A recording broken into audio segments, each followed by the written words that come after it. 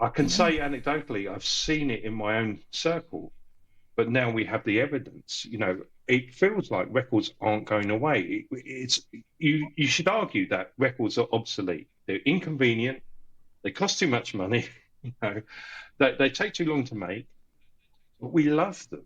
And it's not just older record buyers Hmm. like me. Young people are loving these records. And the interesting thing for me is the demographics. The biggest single buyer of records by demographic is 15 to 35. That's crazy, but beautiful as well.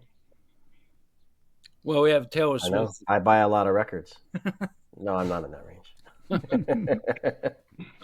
So, I mean, I know that we have to hold ourselves from going deep into this, and I just love talk about this. I have a few records here myself. So it's complex. There is a lot of aspect.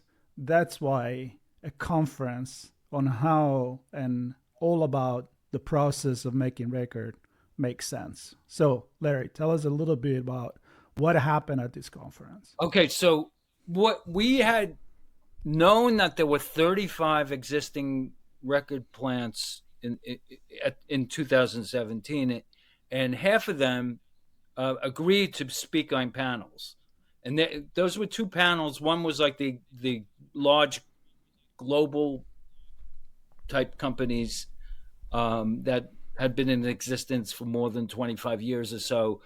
There were a few in the U.S. and a few in Europe that fit that category. Probably about a half dozen of those companies, and then the rest of them were startups in the past 5 years.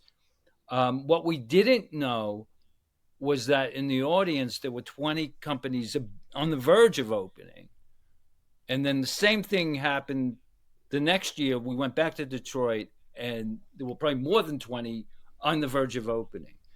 And it's to the point that now there's almost 200 pressing plants globally.